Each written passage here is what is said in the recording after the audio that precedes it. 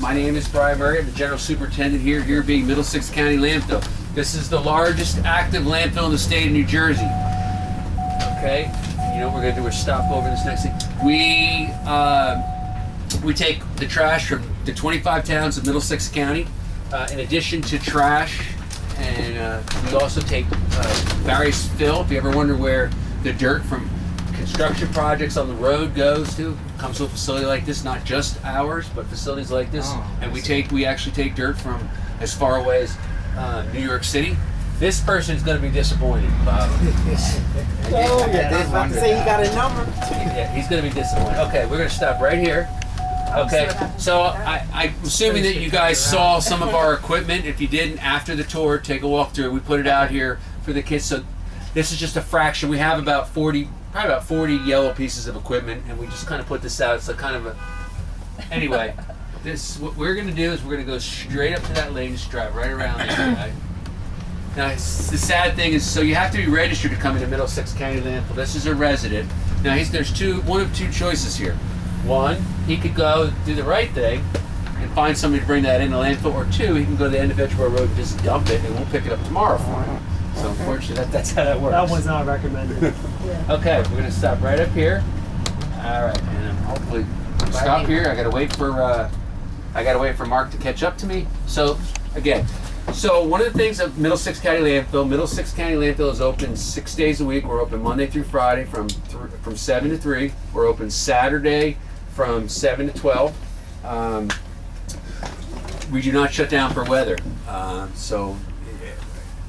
Coincidentally, us and the wastewater facility, we also did not shut down for COVID because it's considered a health hazard if you can't get rid of your trash or obviously the wastewater is a bigger problems than even that. So we actually do stay open. To those means, after Sandy, this facility stayed open for 75 straight days, Sundays, holidays, so that we could help our towns, Sayreville, South River, Middlesex Borough, even towns that weren't part of Middlesex County were assisted in that effort to try to, because when wet debris breeds infection and germs and stuff. Sadly, it was a sad time to see people's entire homes just basically load up in a truck and thrown away. But anyway, so we do those kind of things. We don't shut down for weather. The average, we take about 200 trucks a day, something like that. We bury, I kind of went through the numbers a little bit, that 503,000 tons last year. The average truck costs about $600 to get rid of. These are our scales. We have 5 scales for going in one direction. One can weigh either way. Everything that comes into the landfill, whether it's dirt, leaves going to the compost facility, you're going to see where is anybody from East Brunswick here on board? No? Okay, where are you guys from? Woodbridge. Woodbridge? Yeah, Woodbridge. Okay. Anybody else? New Brunswick. Union County. Perfect. Glad you're all on board. Anyway, so you're going to enjoy it. So anyway, everything gets weighed so we can actually really have a good idea of how much garbage versus dirt. There's certain ratios we like to get to. Do you keep the dirt separate from We do. You're going to everything? get to see all of that. Okay. But you know what time is? We're going to go. Okay, straight ahead. So again, you get it. So in terms of tipping, we tipped about $45 million worth of garbage last year. We're going to stop right up here. We did last time. So we are, in fact, an outside agency of Middlesex County. We are the utilities. We have our own board, our own, obviously, executive director, and we're associated with the county similar to the way the Turnpike Authority is associated with the state. What I mean by that is that they're kind of kept separate so that as political climate may change, you have the same core of people in place to deal with it. Okay. Another thing that's interesting about the utility store is we are allowed to actually make money. We're not making money as in like Walmart makes money, but we're making money so we can have money for closure costs after the last bag of garbage is tipped here. We have a responsibility to close the facility. We're talking about millions and millions of dollars, and then 30 years of post-closure care to the site. So we escrow a certain amount of the money that comes in so that to these means, and that's a good way to describe it, right? Oh, definitely. Okay, all right, so enough with that. Let's get started here. Right here, in front of us, you can stop right here, just stay ready for a second. In front of us, we actually have 2 landfills here. If you see that net up there, that separates the landfills. So we have what they collectively refer to as the Edgeboro landfill, which is from the net lining down, you're gonna see it. We're gonna go up on the landfill itself. So we have the Edgeboro landfill. The Edgeboro landfill was built in the 50s. This area was all quarry. A lot of the material was used to build the turnpike. Was mined from here. The Herbert Sand Company was here. They also owned another company called Edgeboro Disposal Collective. If anybody's been around here, this place was colloquially known as Edgeboro Landfill. Edgeboro Landfill is closed and capped, and then the Middlesex County Landfill piggybacks over. So the difference between the two facilities is Middlesex County Landfill is a Subtitle D landfill. It's a double composite landfill. So there's a variety of different lining systems, but I'm just going to use the one that's easiest for me to explain. So the lining system easy for me to explain is 36 inches of clay, and then there's a synthetic liner which is made of HDP, high density polyethylene. So you got clay, liner, sand, there's some collection piping in there, like detection piping, another liner, sand, and the leachate collection system. And so there's redundancy built in the liner. The idea is, worst case scenario, something gets driven down through the liner, punctures it. Well, hopefully it's not going to get driven down through the second liner. And if that happens, it would still have to pass through the clay system. You cannot bury any garbage in the United States in any landfill that is not a lined landfill now. That is part of the gist of the Subtitle D regulations. That, gas collection, and leachate collection. The Edgeboro landfill did not have a bottom. Okay, it was on line, but it is capped and closed. It was capped with 12 inches of clay. They built a clay slurry wall around the facility in the late 80s. They did that to stop leachate from leaking into the groundwater system. They actually pumped it and treated it. And over the years that they've been doing it, the concentration of contaminants are minuscule. And in fact, we've actually cleaned up millions of gallons of water from other facilities. We draw the water to us by pumping the water out of here. We're drawing the water to this facility. Okay, straight down this way. So we got as I go, I'm going to speak about a couple things. So the first point of the thing is we covered the lining system, okay? Now I'm going to talk about leachate and stormwater. And I'm going to go hammer through the science part of it as we work our way around. We're going to go up top. You're going to love the view from there. And then I'm going to swing you back around and take you where the garbage is. Can I ask a question? Yeah, go ahead. I've always seen these growing up, all the poles and valves coming out. What exactly So are they? I'm going to talk about that, but that's a great question. That is part of the gas collection system, most of it. There's some other pieces, and we're going to stop. But you're going to see firsthand, and I'm actually going to spend a few minutes on that in a couple seconds. But first, I'll talk about leachate. So let's go up a little bit further, sir.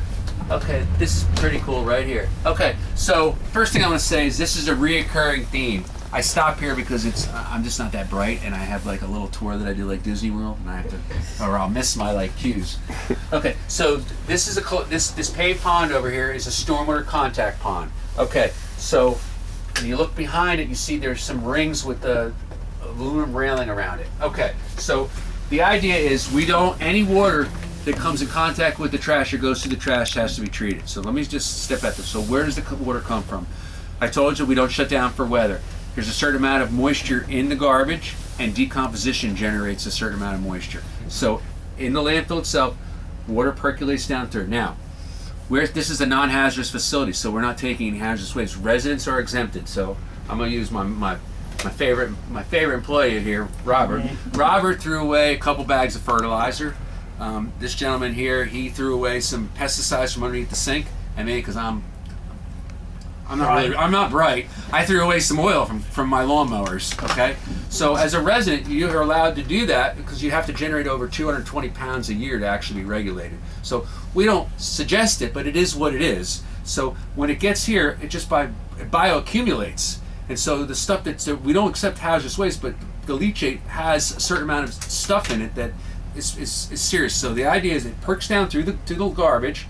It hits the lining system. The lining system is graded for it to be delivered to one of the pump stations over here. So we pump about 120,000 gallons, somewhere in that range, of water out of the facility every day. That is pumped right down this road. It goes over to the wastewater plant in Sayreville, which on an average day does roughly about 120 million gallons, something like that, with its peak day being somewhere around a little over 400. Do we know what the peak day is? Same day every year. I'm gonna guess. Super Bowl Sunday. I was thinking that. Yeah. I should've said Anyway, so that's what we're saying. That's what we're saying. They actually do some of the rain events. They did have some other peak days, but Super Bowl Sunday, literally 12 hours away from the halftime, is the plant just goes.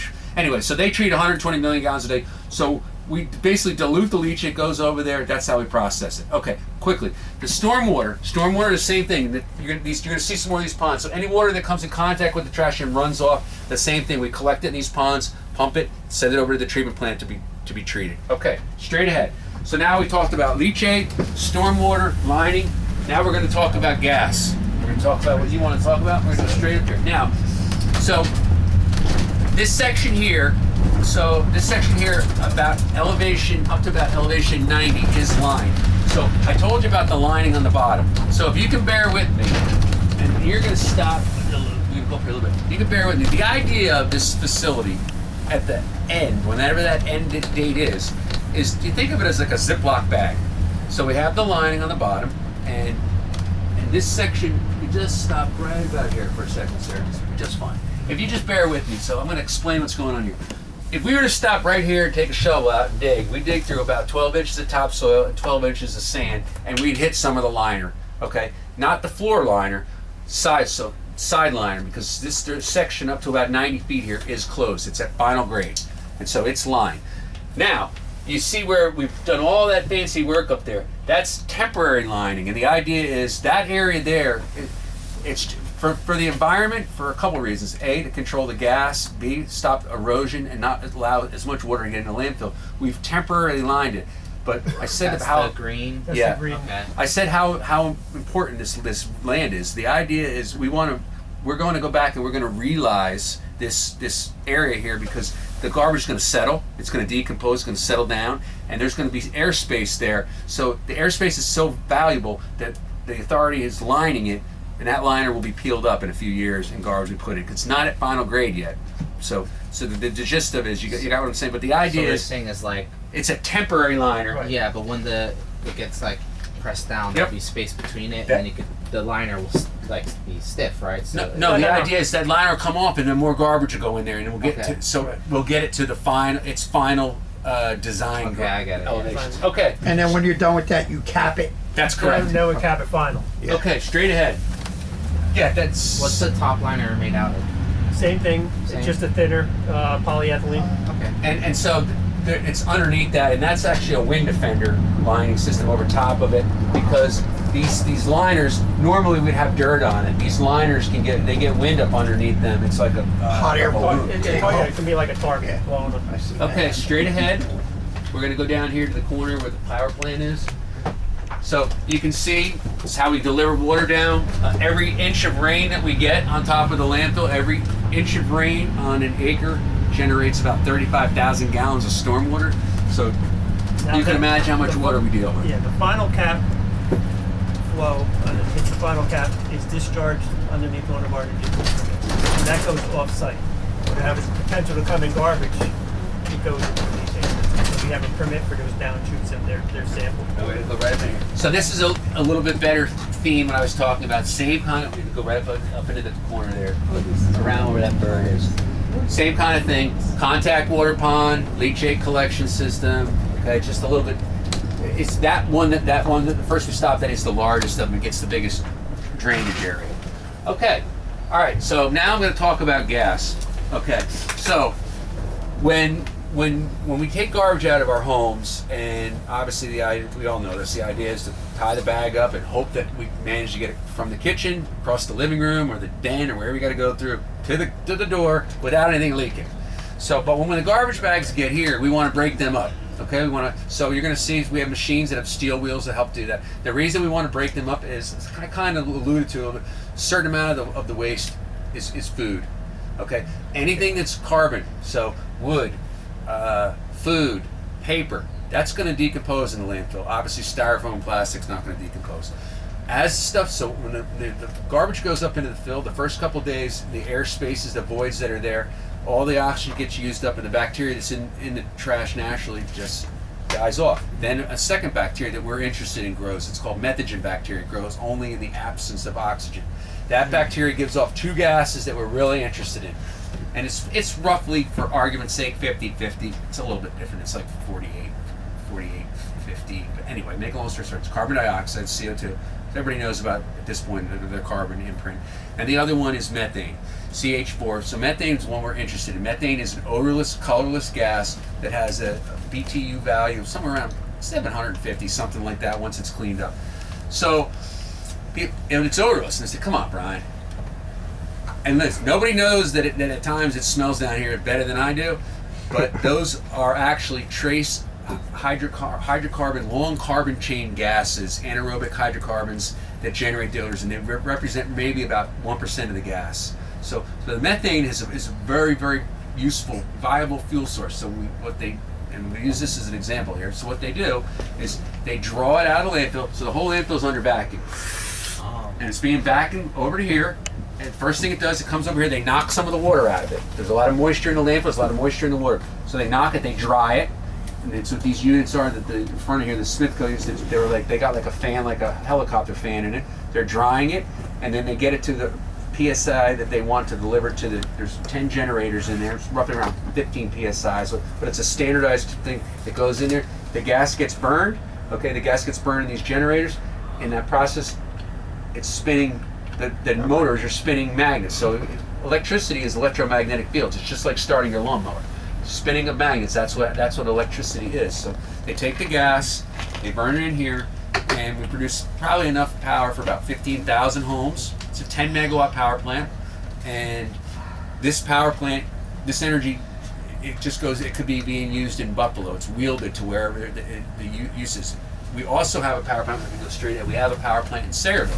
Go ahead. This power plant runs off the gas from the old Edgewater landfill. Would anybody like to take a guess at what the electrical bill is every day for the wastewater plant?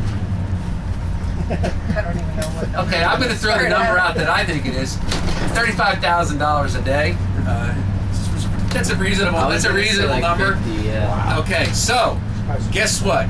But we don't have to pay $35,000 a day when things are running well. We have a power plant in Sayreville that takes the gas from the active landfill. It's going to go up in here. It's conditioned, cleaned, dried, sent through a 6-mile pipeline where it makes a few stops in Edison, grabs some other gas from a couple other facilities, and it's delivered to the power plant over there. And when things are running the way they're supposed to, the way it's designed to, the power plant produces all the electricity for the wastewater facility, and a certain amount of it, up to maybe $10,000 worth somewhere, depending on how the day goes, is sold off to the grid. That's that. There's no other landfill in the state that has anything like that, and it's a huge savings for the residents. Okay, I stop here. So now I've talked about the gas, and you're going to see the flares when I didn't mention it at the last power plant. When the power plants go down for servicing, we have to destruct the gas. We destruct the gas at about 1,800 degrees Fahrenheit. And at that temperature, the bad constituents in the gas are, so we can release that emissions. Robert is an expert, honestly, in the field. It's part of our Subtitle D permit, which is and we're regulated by the county, regulated by the DEP and EPA, and but we're only allowed to burn a certain amount of times through the course of the year, and so it's. Yeah, the primary destruction for our gas is the power plant when it's on our maintenance or repair. We have 2 enclosed flares. You'll see them over here. It's a big tube. The bottom of the tube looks like your burner on top of your stove. And then they have all the instrumentation controls. It has to burn at so many seconds for at so many degrees to get your 98 to 99% destruction. Right. And that's tested and verified. I have one question going back a bit. I was just curious, how exactly, you mentioned vacuuming out from the landfill? You'll see when we You're going to see that. So you're going to see their motors. Okay, so we're just about done with that. So I want to talk about conservation land. We have an enormous amount of land here, and only a portion of it, roughly 280 acres, somewhere in that range, is actual fill. We have sections like this one right here. This is a conservation easement. There's parts of the properties that the DEP have been told we will not develop. Not going to be developed now. Not going to be developed in the future. And it's so that we can basically cohabitate the site with animals. To those means, if you look over here, you'll see on the pole. There's a bird. There's actually an osprey in the nest over here. So we were having a hard time with these ospreys building on our high tension lines. So somebody said, just put a pole up next to it. And do you know that they moved off of the high tension lines where they were shorting out, were blowing fuses left and right, and they built themselves a nest. The mom's in there, and the mom or the father's sitting over here on this pole. The reason they want to be here, was getting into is, as we're going to see here, I told you the place was a quarry. There's a quarry pond here, a freshwater pond that's spring fed. There's a lot of fish in it. Okay. So they were going to be here anyway. Once we realized they just had to be here, so we got it worked out. But Yeah, in addition, give them a little so place. we have a lot of I've seen just about every mammal that we have in New Jersey except for a porcupine and a bear here. I've seen everything else. And down here, that's where we have our falcon cages. I'll talk about that in a minute. We use falcons to get rid of seagulls. Okay, we're going to go straight ahead. And as you guys see, as we come around this pole, the next pole over, you're going to see a happy peregrine falcon just sitting there, loving life, right there. Wow. Yeah. So on the last tour I saw, like I mentioned, a few eagles. We have a lot of young eagles right now, so it takes about 3.5 years for them to get their full plumage. Okay, this is what Robert was talking about. This is the main gas processing facility that heads over to Sayreville. This is where the pipeline of leaving our site. He's got the. Go ahead. Yeah, if you can, I don't know if you see the electrical gear underneath the roof. On the far side of it, you'll see what we have 3 blower skids. Basically what they are is huge motors that put a vacuum on the field. There's miles of pipe underground. Okay. Starts out with like 18 inch and winds down to 12 and 6, depending where you're at in the field. And they have instrumentation says you have to, we want 80 inches of vacuum on the field, and it gets slower up top, but it gets all pulled in there. And what they'll do, like Brian says, is you'll pull it in there. It's coming out hot, about 120, 110. They'll cool it down with air. Cooling it down knocks the water out, heats it back up again. So they'll go back and forth through that skid twice, and then the last thing they'll do is they'll go through a chiller bundle with some refrigerant that gets it down to about 50 degrees and almost bone dry. And that's when you'll see a pipe going 90 degrees down into the ground. It's on my left-hand side, the black pipe dropping straight in. That's the head of the 6 to 7 mile pipeline that eventually ends up over at the wastewater treatment plant. So it'll start out about 15 psi here. We have a booster station over by the Raritan Center that boosts it up to 5 or 6 pounds for the power plant on the other side of the river. Okay, straight ahead up the hill like we did last time. And so, and additionally, this pond over here, we draft water off of it. Okay, so we actually, us and, well, it's because it's a quarry pond. It's a little bit different. We're allowed to draft water off of the. It's not like it's man-made pond. But it's a man-made thing. It's man-made pond. Not like you're not allowed to draft water off of Barrington Lake. We are allowed to draft water. We use the water for a couple things: dust control, firefighting. We have 2 5,000-gallon tankers. There's one of them out there in front of the building, and so you don't think about it. But in the summer, we will get fires occasionally in the garbage. Sometimes the waste has just been in the truck for too long and it's hot. Starting to decompose. And so other times you'll have incompatible things mixing, like Chemical reaction. Typical one that has happened not often, but I've seen it happen a few times is chlorine and oils mixing together. Like compost and stuff like that. So that's a good question. We have compost in the back. The compost itself doesn't give us too much trouble, but the wood chips do. Really? Yeah. You gotta keep That's them wet, spontaneous right? combustion. Okay, straight ahead. With compost and dirt and stuff like that, it gets contained, release gas. I think absolutely. Okay, just bear with me for a second. You can see here this netting. Okay, that's for the windblown litter. Okay, I want you to take a good look when we get up here. We're going to stop and you take a look out there. That's all pristine salt marsh. This is the conversion of the South River and the Raritan River. And what you're going to notice you don't see out there is a bunch of garbage.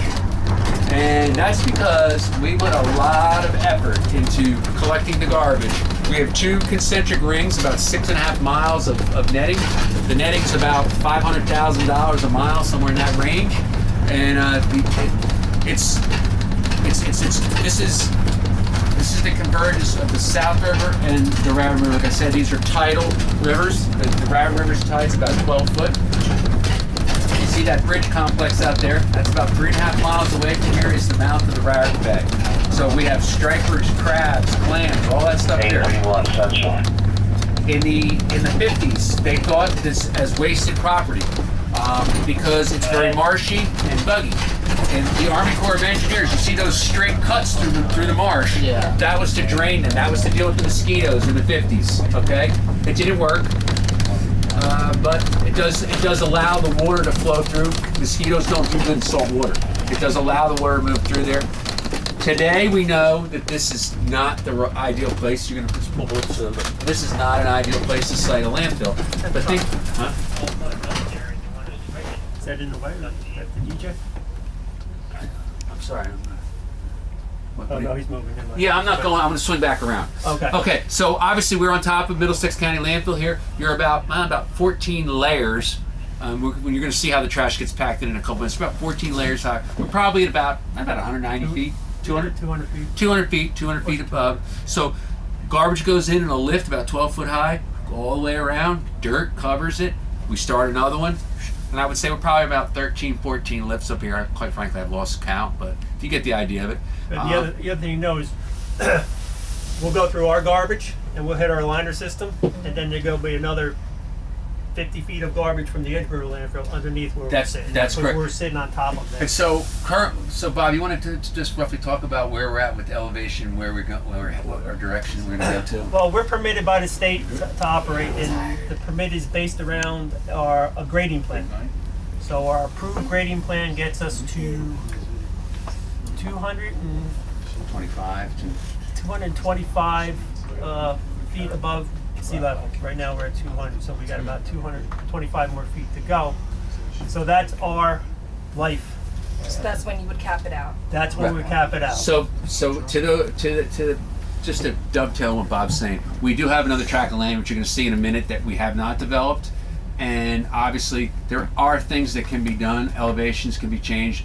It's highly unlikely that there'll be any vertical expansion except for possibly the site in the back. But there is, like I said before, if this facility, if we don't put the garbage here, we're going to have to ship it out because it's unlikely that we'll ever site a burner in Middlesex County, and you need a lot of land to develop something like this. So the longer this facility can be utilized, the better everybody's going to be. Okay, we're going to turn around. That's the cover material over there. We use about 1,500 yards of dirt a day to cover the garbage. Okay, what I'm going to do now is I'm going to take you all over to the active area, and this is what, as I guess I've done with the science, now it's time for the money shot. So you can see this area up here. That's what we like it to look like when we're done in an area.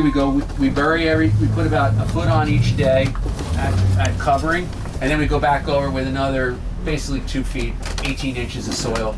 We leave this. That's in excess of what the requirements are. I do want to point one thing out. If you take a look out the back, you can see the Liberty Tower downtown Lower Manhattan.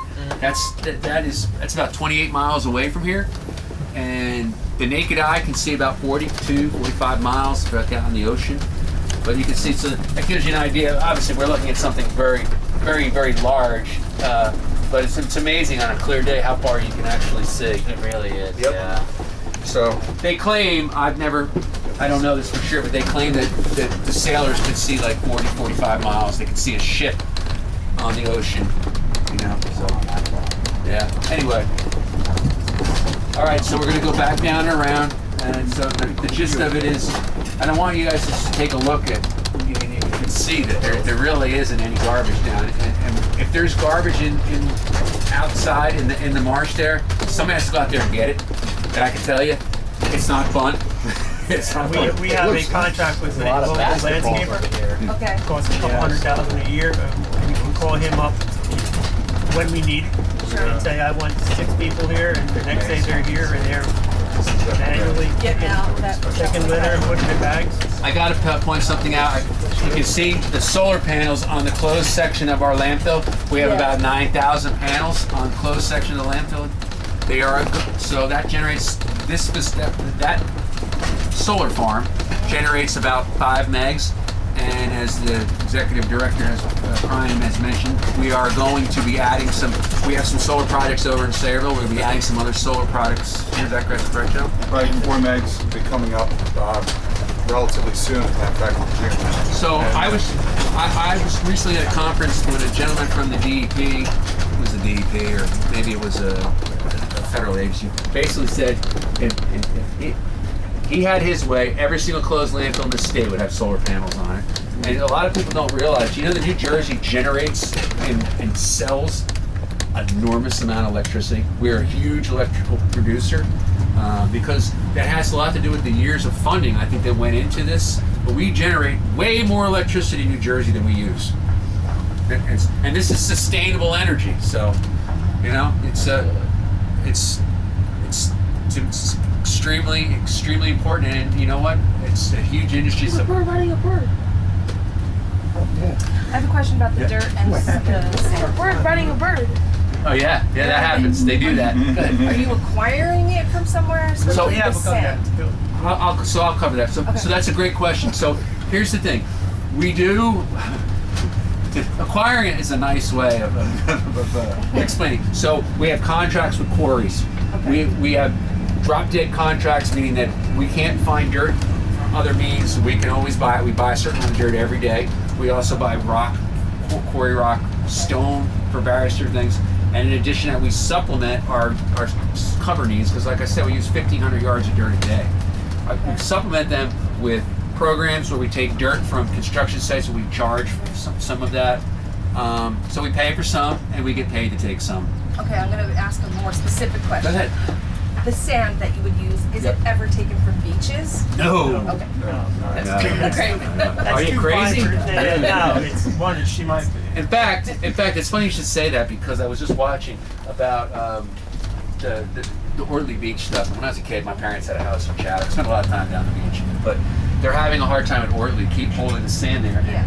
I just don't understand why, but I do because I understand how people in the state, how we think. But really, what needs to be done on the beach is they need to bury some of these big, like almost like jacks that you had as a kid, Yeah. but out of concrete, and bury them into the beach. But of course, that would probably you'd probably get assassinated for recommending that. But bury those into the sand To keep it. to hold the sand together. But I think the whole process of doing that would drive people crazy. And the other thing is inshore reefs. Two things will help beach erosion. On the side, my sidebar is Sidewalk. And structurally, deep sand would be good up top anyway, because we want a good quality sand that has some stone and stuff in Right. it. So you put it down and you can drive on top. So is it Our guys sourced from somewhere, or is it like we have a couple different we have a programs. couple sources. Some of the sandy material we get is contaminated soil that goes through a small burning process, and it comes crumbly. So it's like TPH contaminated soil that gets burned. We get some of that. We do get sand, but it's not beach style sand. It's more like an I2 or an I4. So I don't know if Or you're like familiar. construction. Okay. Construction Yeah. type. So I see. we want our sand. All of our contract specs require to be a certain amount of rock in our sand to hold the stuff down, hold the garbage down. The bird, believe it or not, you know what we're gonna do. Same thing we did last time, sir. Right? You're doing a great job. I really appreciate it.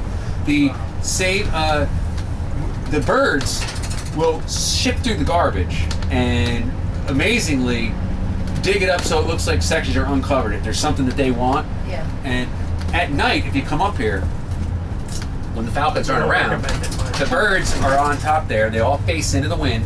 It's really weird. They just sit there, sometimes there's thousands of them. And but they just sit there, and you'll come in an area that was completely covered the night before. We'll be taken through. So we need that rock to hold it. The main thing really is holding the paper down. Yeah. Paper and plastic or something. It Then we just- gotta drive over to the next Do step. you ever use the fill for that? Like when you get fill? yeah. We use construction fill, yeah, that's a Okay. part of the program. That's- Everything that comes here is non-hazardous, so they have to have the testing to prove they're gonna. Hey, Brian, you want to mention the Falcon? Yeah, so I do like to mention the Falcons. So for years, and I've worked here for a long time, for years we had just thousands and thousands of birds. And it was actually, we did some testing. It was like 93 decibels without the machines running. That's how loud the Really? birds, that's how loud the Wow. birds were. So somebody decided one day, You got too many You birds. said 90 no. decibels? Yeah, 90. Jeez. So anyway, we got too many birds, so we had to come up with a program. The program that came up is we have a fountain here, and I'm gonna tell you the story. I'm not making this up. So here's what happens: the falconer comes in, and a man or woman very trained with the bird. In the morning, comes in, sends the bird up. Falcons fly very, very high, very, very fast. Bird flies up as high as it can, gets above all the other birds, dive bombs down, takes the seagull out of the air, starts to eat it, and the other ones leave. That's all it takes? That's not bad. Wait, so you had mentioned that you were trying to get rid of seagulls. Is that right? Yes. Why? Why specifically seagulls? They're considered a vector. Okay, so like They're the majority of birds that are going to be here. so the reason we cover is for a couple of different reasons. We cover for odors, obviously. We cover for fire breaks, and we cover for vector control. So vectors can be birds, can be rodents, it can be insects. I Okay. want to ask more about that too. As far as the wildlife out here, particularly insects and maybe fungus and all that. Yes, the fungus is no different here than it would be anywhere else in terms of it's no different fungus-wise. It's no different than your backyard. Yeah. Insects, if the garbage isn't covered, and listen, we know very, very quickly if there's an issue going on with insects. And when I talk about insects, I'm talking about house flies. Yeah. Okay. Generally, we don't have a problem with that too much, but occasionally it does happen. A lot of water can give you that, but the seagulls, and another interesting thing is, so you don't see any rats or anything like that, because this place at night is serious. And so what I mean by that is there's a lot of raptors here. No, there's a lot of raptors here, and owls and red. So we found out something interesting about the falcons too. So what do you think falcons, like one of their favorite food to eat is? Baby eagles. And so guess what mommy eagles like to eat? Falcons. So if we see eagles around, we can't fly the falcons, because we had one falcon went up and the eagle came, and the last time we heard from that falcon, we had great GPS systems on it. Right. It was flying through New Brunswick towards Somerset. What are these birds? Are these just seagulls or? Those are seagulls. That is absolutely seagulls. And you're going to see, when we get up here, you're going to see a lot of turkey vultures. And it's a sad story about turkey vultures. So turkey vultures they're attracted to food by gases that come out of decomposing stuff. So like they're looking for that dead rabbit. Yeah, there's no dead rabbit here. It's already been They're rabbit. That's them right there. They're looking for we all know what happens when a groundhog on the side of the road, you see some boats. They're looking, but they just can't find what they're looking for. All right, so we're about to get up here. So what happened? I'm back to my original tour. Garbage truck comes over the scale. Okay. Coming to the big misconception about landfill is an open store of waste. We have a very small section, about 15,000 square feet, that's open every day. Saturday, we'll be closing in about inside an hour. Our last trucks will take maybe a little bit longer than that to cover over the trash. You're going to see on the sides of the where I'm going to let you all get out of the bus up here. Those are turkey. That is a turkey bowl. So Better or bigger? no, you're going to see a lot of. You're going to do the same thing, sir. Go out here. I'm going to let you all get out up here. I built I said I did not build it. I directed somebody to build a pad here. These are millings, right? Okay, it's crushed up asphalt. It's super dry. You're not going to get muddy or anything. But all I ask is that you stay on the pad. You can take pictures. Okay, and I'm going to talk. And I'm going to wait for Mark's group to get out. We're going to We're get you all. on the same bus. Yeah. So we're But leaving and this. I'm going to show you that it's okay because I'm going to get out first.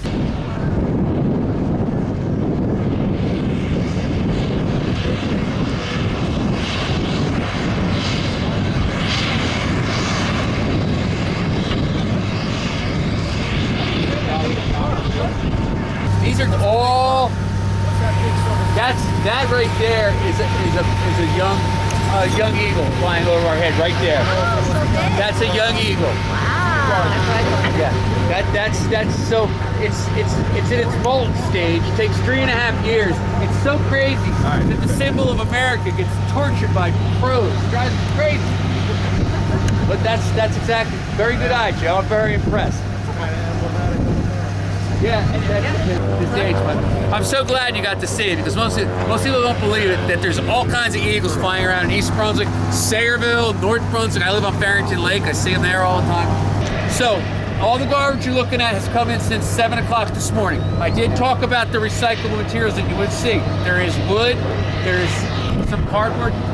Some of it can in fact be stained, wax treated, but there is a certain amount of stuff in the garbage that should be taken out. It's a process. I think that we're doing much better than we used to do. We still have some direction to go. That's not for the Utilities Authority or our staff. That's for us as residents of the county, residents of the state of New Jersey. That's our issue. That's a home issue, not a here issue. Okay, but that machine right there, that's a landfill compactor with the steel wheels. It costs a little bit over $1 million each. We have 4 of those. That's correct. And you see the steel wheels, that's what I taught that, that's to break the bags up. That has an operating weight of about 90,000 pounds. That's why if you look right next to my left over here, that was yesterday's workbase, all right? You can see when they're done tonight, that's exactly what it's gonna look like. And it's because of that machine being able to pack all the garbage in there. What we do is squeeze the most amount of garbage in the smallest space. That's our job. Then we cover it, and you can see it comes down to this part of the tour where I gotta say this. When you put your garbage on the curb, it doesn't disappear, all right? I know, you might have thought that, but there's only 2 ways to get rid of garbage. It goes to an incinerator and we burn it, and we gotta landfill the ash, okay? Incinerators are really hard to site, they're very, very expensive, or it goes to a facility like this where we're utilizing, so not, at the end of the day, I can tell you, we're the biggest environmentalists you want. Seriously, we work here, and sometimes, like for the older people, I feel like the Indian crying. I remember the old commercial, the Indian crying on the side of the road. The Indian came here, he'd be dead. But anyway, it's sad, but or the garbage goes to a facility like this that utilizes so much land, okay? So it's got to do something better, but there is no way to we're not shooting in outer space, we're not, okay? So that's the sole reason we bring people up here. And this right here, my buddies come by with the machine, so you guys get a good look at it. That's a nice photo there. I'll get out of the way. That's something, right? Is that like, that's right out of Terminator or Road Warrior? Let me tell you, all-wheel drive. It goes over. You go over a TV or something like that and pop like I'm telling you. Okay, so here comes our haul trucks. They carry roughly about 30 yards. I talked about our covering operations. You can see how everything is big in order to get this job done, and we do the same thing every single day. But that's how we get the cover material over there. And believe it or not, it's 11 in about a little over an hour and 20 minutes. They're going to be out of here. They're going to be down there punching out so they can go start their weekends. So I hope you enjoyed yourself. I hope you learned something, and come back next year. All right, if you'd like to. You're more than bring some of your friends. And thank you for your attention, and I hope you all learned something. Thank you. All right, thank you. All right.